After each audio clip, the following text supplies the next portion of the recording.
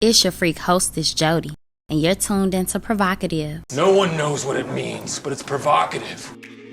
I will marry a nigga off some dick because everything else we can work on. And I have sporadic periods of excessive masturbation. I really like how that just sounded.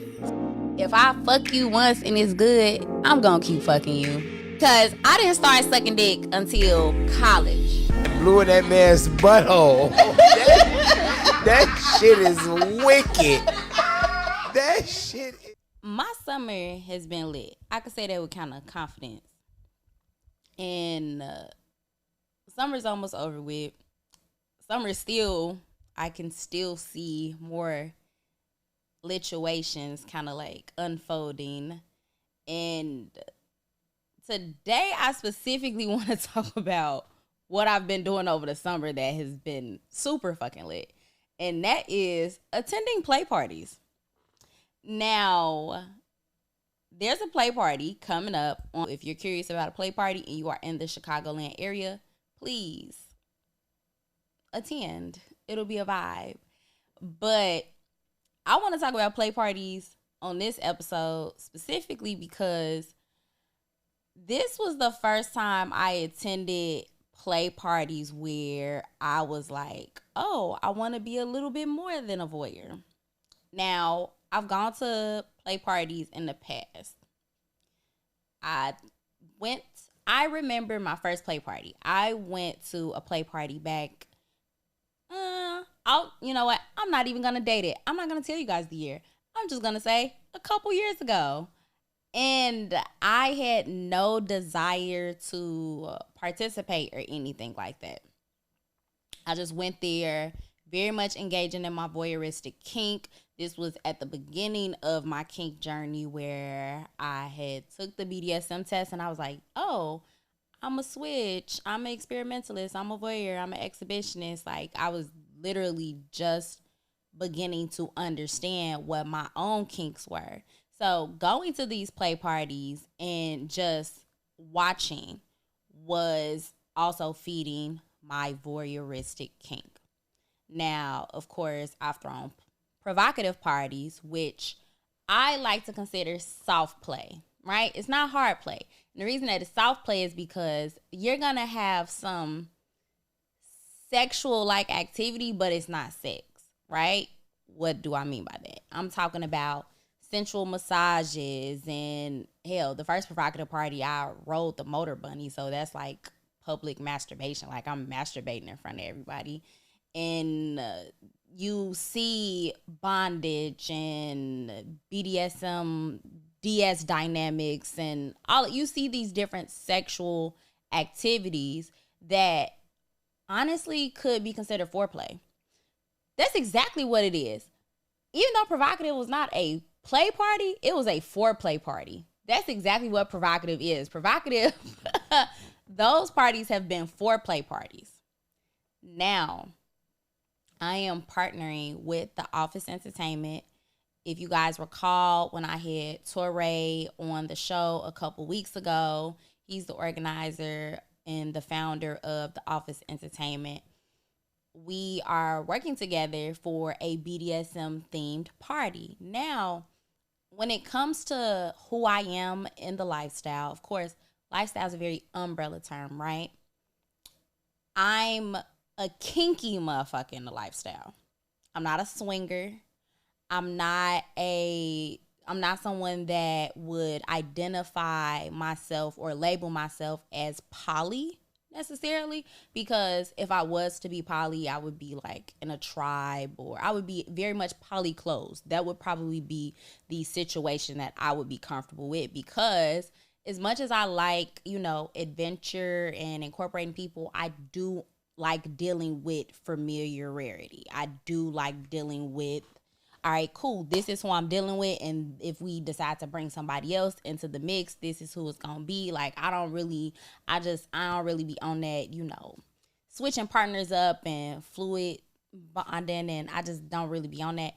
So I know that if I was to, again, talk about who I am within the lifestyle, I do fall under more so the and even I'm finna say ethically non-monogamous term, but even that ethical non-monogamy is an umbrella term in the same way lifestyle is an umbrella term, right? So getting into the specifics of it, in the lifestyle, I am kinky. I kind of fall more so specifically under the kink lifestyle, which is being an exhibitionist, being a voyeur, being a switch, dom, sub, being a hunter, being a master, well, mistress in my case. Really honing in on those kink aspects. Not so much of like, I'm not doing no heart swaps with nobody. I'm not doing no, like I'm not swinging. I'm not doing the poly stuff. I'm not doing that. Just not something that I have an interest in. Always, no judgment here. Never will judge, but it's just not my tea. It's not mine. Right? So that's where I kind of am. And again, when I first started attending play parties, I went to these play parties and I just watched. So I've seen a gangbang. I've seen,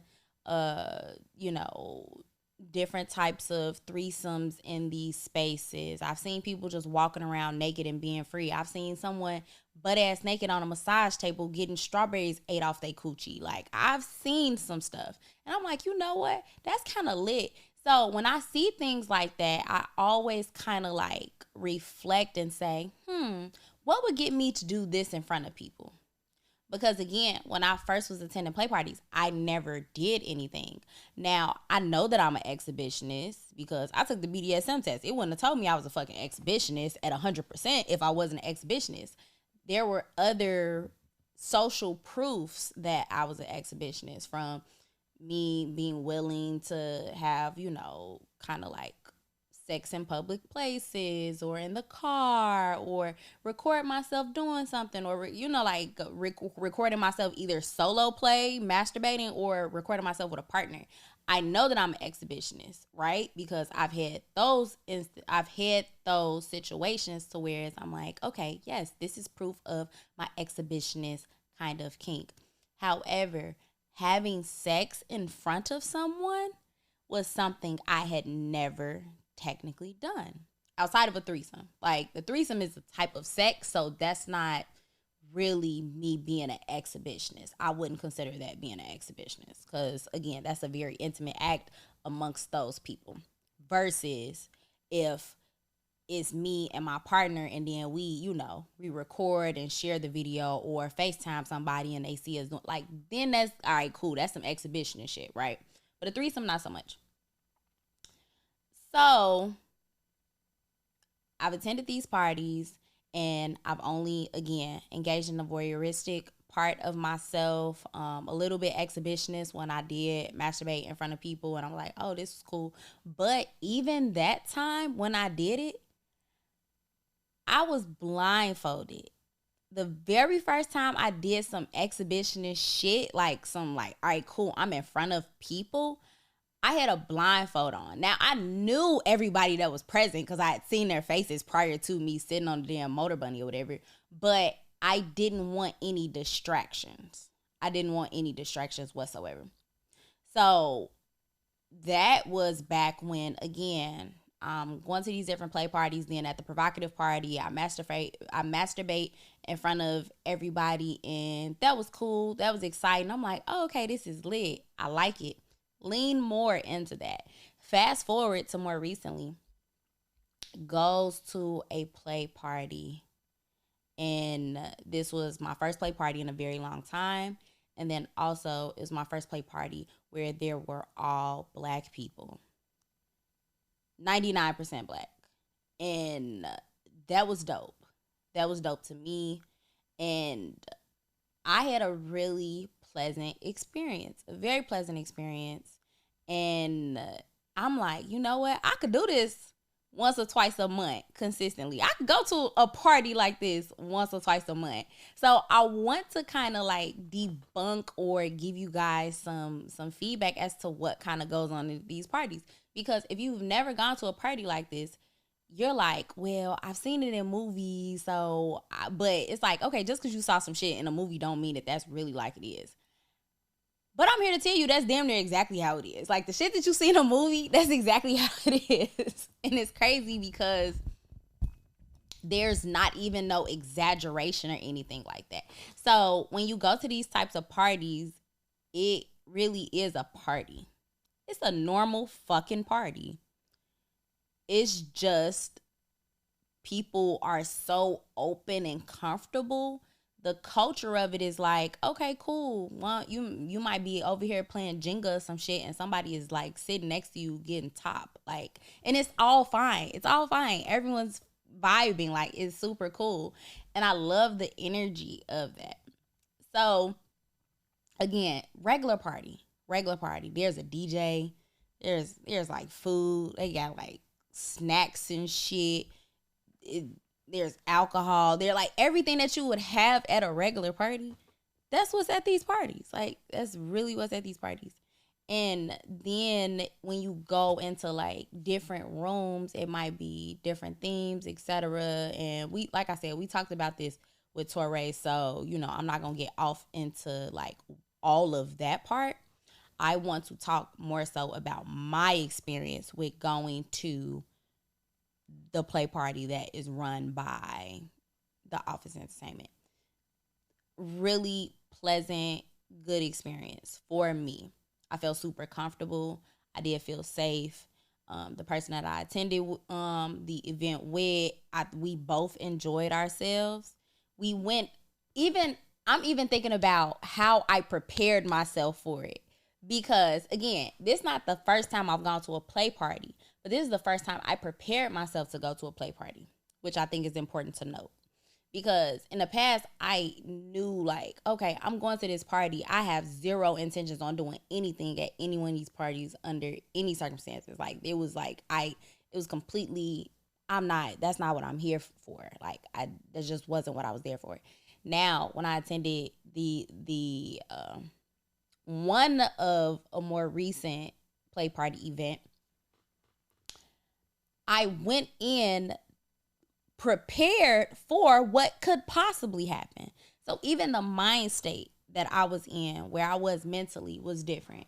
So how did I prepare for, and I'm going to call this my first real play party, because even though I've gone to play parties in the past, it was just like, all right, cool, I'm watching, I'm vabbing. I might drink, I might dance a little bit with like a guy and, have some conversations, but, I'm cool. Now, fast forward to this experience, I charged toys, I had condoms, I had lube. I forgot my saran wrap that time because I'm like, what if I decide to eat pussy? Like, and again, I'm not doing no fluid. Like, I'm not fluid bonding with anybody that I'm not familiar with. So I'm just not doing that. So I was prepared. Had toys charged, had condoms for the toys in the event that I decided to play with someone that I'm like, I might meet something. Like, I don't know. Me and the person I'm with, we might meet somebody there. We might decide like, all right, cool, let's play with them. I got toys. I got condoms for the toys. I'm prepared for whatever the fuck might happen. So, gets to the party. I loved kind of the setup, the vibe. I loved how there weren't any phones allowed. I like that because of the discretion and stuff like that. I definitely ran into people that I know. Not even like, it was very much like, oh, you're here. Hey. Hug. Super cool, super chill vibes though. I like being able to go into a space and not feeling like, oh, people are like looking at me or what have you. So still very private space, but again, I did recognize some motherfuckers. So that just reiterated to me that I got a kinky ass circle because I'm literally running into the other kinky motherfuckers here anyways. So super cool, super chill. If you want privacy, those are options. If you don't want privacy, you want people to watch you, you can kind of move how you feel comfortable in this space. And I think having spaces like this is very important. Now, this is not a new phenomenon. Play parties is not new. literally, historically, for hundreds and thousands of years, play parties have existed. The ancient Egyptians, the ancient Greeks, they had big dumbass orgy parties. Like the whole fucking play, the Symposium, written by Plato. The whole Symposium is about a big gay play party. That's what it is. Like, it's a bunch of philosophers sitting around talking about what love is and having sex with each other. So play parties are not a new phenomenon. Have they always kind of been like an underground secret society thing? Fuck yeah. Because it's about the sacred sexuality. Like, there's a group of people that are sex positive and comfortable with their sexuality and want to express it freely. And so that does need to be protected. It does need to be sacred. It needs to be kind of closed off from what is widely available to people, because I think that's what makes it so, how do I want to say it? I think that's what makes it, the culture of it, so unique, because everybody isn't meant to understand what goes on in the kink community and what goes on at play parties. Some people are super vanilla, and all power to you. Please live your very vanilla sex life if that is the type of sex that you desire. Great sex is the type of sex that you want. If you are not having the sex that you want to have, then you are not having great sex. Great sex for me is kinky sex. So going to these types of parties has literally just like opened up a whole new, like, again, I knew that I would eventually find myself in this space, just because when I started on my kink journey and I was like, oh, I'm an exhibitionist, I'm a voyeur, I'm an experimentalist. Like, I found out all these things about myself. I knew that I wanted to keep going and finding out more. So me going to these parties more frequently, shall I say, is not a shocker to me, because I am someone who is exploring, being a dominatrix more and playing around with DS dynamics and power dynamics and bondage and, tying people up, being a rigger, all of those things. I'm in that space already. With this collab, this is the first time that I'm actually like, yo, this is my first, kind of like, all right, I'm actually about to work this play party, because at this play party, I am bringing the provocative party to the play space. So, of course, provocative is all about education. So there's going to be some education, but I have every intention on doing some very freaky, kinky shit at this party. And what I love about me is that I'm not going to plan it to a T. I'm going to do whatever the fuck feels right. So if what feels right is me masturbating in front of 50 people and like making eye contact, like while I do it, I'm probably going to do that. If it means that, all right, cool, I'm going to tie somebody up and give them a hand job. Like, if that's what I decide to do, that's what I'm going to do. So that's what I love about me. The fact that I'm like, all right, cool, I'm going to prepare for the possibilities, and it might be whatever, but I'm good at freestyling and pivoting. So we just going to see where the night goes. But yeah, play parties are, again, you kind of, I'll say this, because when I tell people that I go to play parties, they be like, how the fuck you get invited to a play party? I feel like that's everybody's like question, that if you've never been invited to a play party and you want to go to a play party, you like, how the fuck do I get invited? So it's a couple different things. You gotta know. I feel like when you're a kinky person and you're vocal about being a kinky person and you're comfortable with your sexuality, you damn near, that energy that you emit, people find you. So I never sought out this community. This community found me and said, hey, Jody, we see you. Come here. This is what the fuck we're doing over here. That's how that happened. I didn't just wake up one day like, oh, let me go find all the play parties in Chicago. That is not what happened at all. So again, me going along this kind of path, I emitted a certain frequency, And that is what, again, the community found me. So, like attracts like, the law of attraction. I put it out there into the universe. It was like, hey, kinky motherfucker, we over here. We see you. So that was that. So if you're curious about getting invited to one of these types of parties, I would say, honestly, just be vocal. And with you saying like, all right, cool, I'm curious about this, and you owning that shit, the right people will find you. Because even if it's, for example, it might be somebody that don't know me right now, but it's somebody that do know me, and the person X might say to the person that know me, like, yeah, I'm curious about play parties. And then that person might say, like, you know what? I know somebody that can help you with that. And then they, all right, hit up Jody. She probably know what's what, whatever. So people know people. Again, I walked into this play party and I ran into at least 4 people that I know. And at the party coming up, I know multiple people that I know is going to be in attendance, because if you come to a provocative party, you're probably already curious about this lifestyle anyway. So I'm pretty sure the next one I'm going to know quite a few people. And I'm excited for that as well, because, again, great sex is the type of sex you want to have. So if people are discovering new things that they enjoy sexually, then not only am I doing my job and I'm helping you figure that shit out, but you're getting closer to the type of sex that you want, which is great sex. So I love that for y'all. And I love being like a witness to that as well. What else? I will say this. Of course, there are rules. Damn near every party you go to, there's like rules. Some unspoken, some spoken. When I've thrown parties, I've dead ass told motherfuckers like, all right, cool, this is like the rule of the night. Like the rules don't be super strict, but it might be like conditions, what have you, right? Like I've thrown parties where I would say like, okay, cool, in order for you to come through the door, you got to bring a bottle type shit. And then I would take the bottle that whoever brought into my apartment. Everybody that comes in bring a bottle.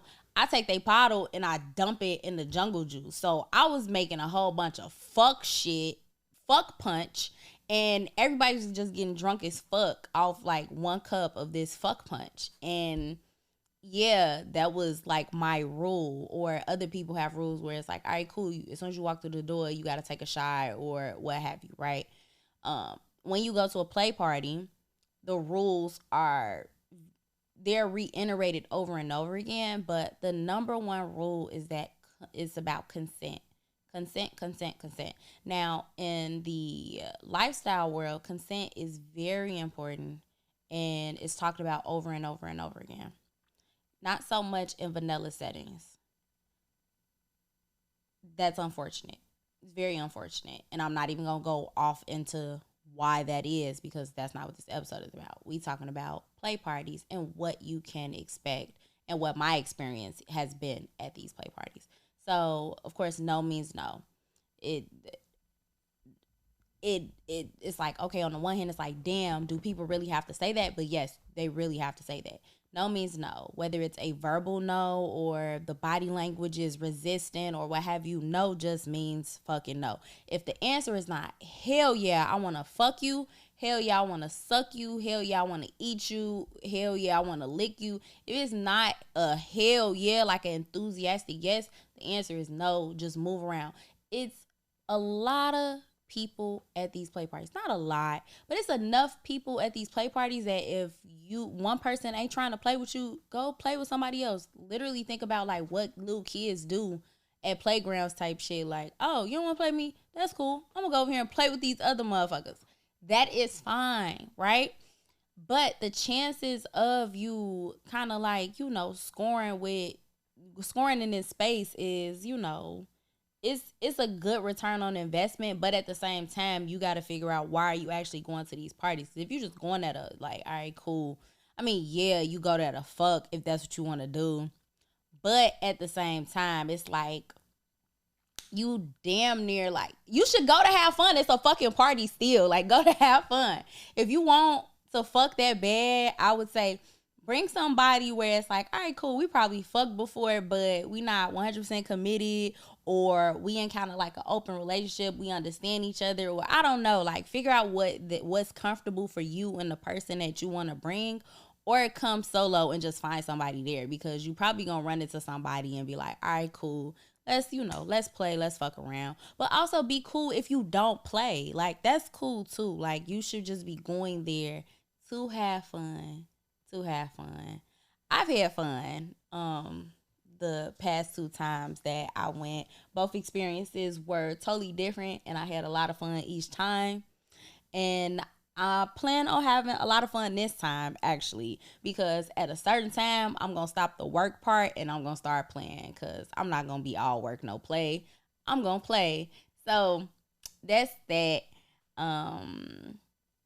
And the only thing, and I know this is like, single men probably look like, if I want to come on myself, why I got to pay so much more money than everybody else?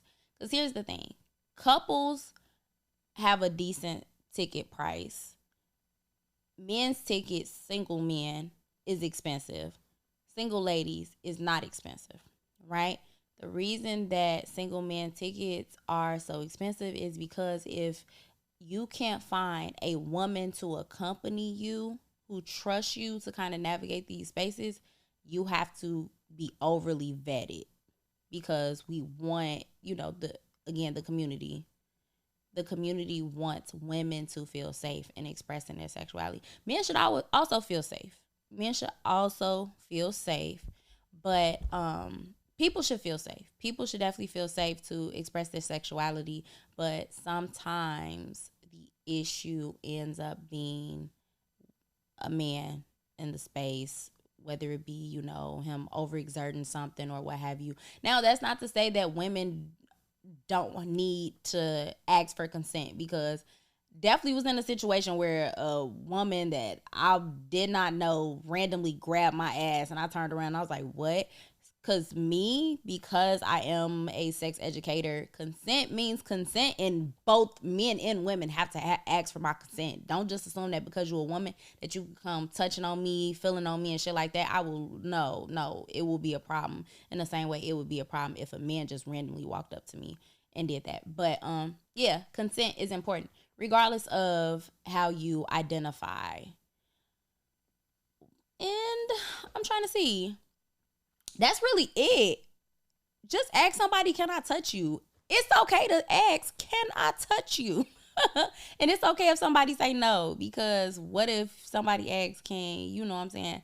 If you didn't want to be touching, a motherfucker just randomly came up touching you, like, you gonna feel violated. So in this space, nobody wants to feel violated. Everybody wants to feel safe. Everybody want to have fun. So it's a very fun space to be in.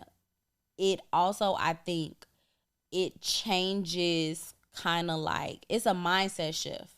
I feel like once you go to a play party and you start like discovering different things about how you navigate this space in particular, then it kind of like alters your whole outlook on life. And what I can appreciate about going to these play parties is that I feel like I get so lost in this world, and it's like an escapism thing, and I love that for me. Like, when I enter this space, I'm not thinking about nothing except what's going on in this space, and I'm just having a good time.